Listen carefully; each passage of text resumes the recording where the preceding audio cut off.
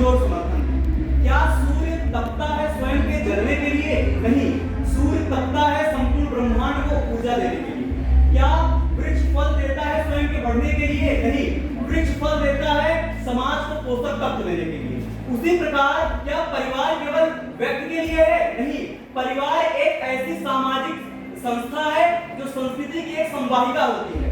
मान्यवर, सदन में स्थापित कुछ तर्कों का पूर्णतः खंडन करता हूं। पहले, आज यहाँ पर मानव और मानवता दोनों को एक ही इकाई के रूप में देखा जा रहा है। मानव क्या है? मानव एक जैविक इकाई है। मानवता क्या है? मानवता एक सांस्कृतिक इकाई है।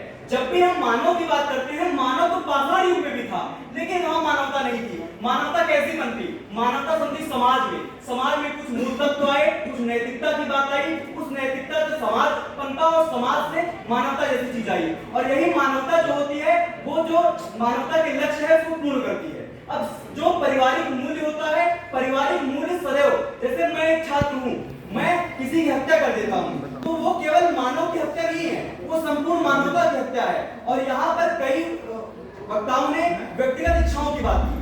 व्यक्तिगत इच्छाएं तो परिवर्तनशील होती हैं।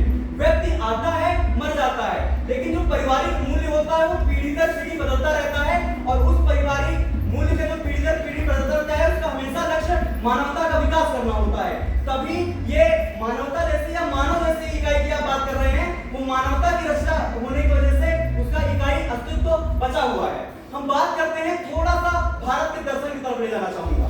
अद्वैत वेदांत में कहा गया है अहम ब्रह्मास्मि। हमें समझना पड़ेगा अंश और संपूर्ण को, कि जो हम मानवता की बात कर रहे हैं, जो समाज की बात कर रहे हैं, ये एक समष्टि का सिद्धांत है, यानी कि ये संपूर्णता की बात करता है। आज हम देख सकते हैं कोविड के दौर में आज जो विपक्ष कह रहा है कि जो पारिवारिक मूल्य व्यवस्था थी वो मानव की रक्षा करती।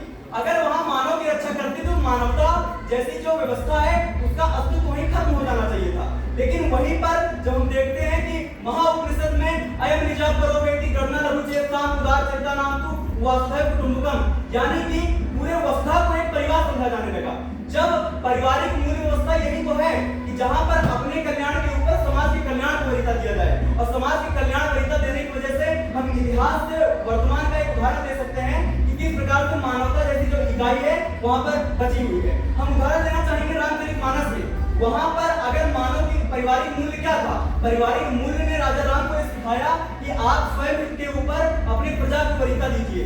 इसलिए वहां पर हम देख सकते हैं कि मानवता सदैव मानवता की रक्षा की गई। उसका जो स्रोत रहा है वो परिवार रहा है। और अरस्तु ने कहा था कि जो समाज होता है, वो परिवार जो होता है वो एक सामाजिक इकाई है, मनुष्य जो होता है एक सामाजिक इकाई है। बहुत बहुत धन्यवाद।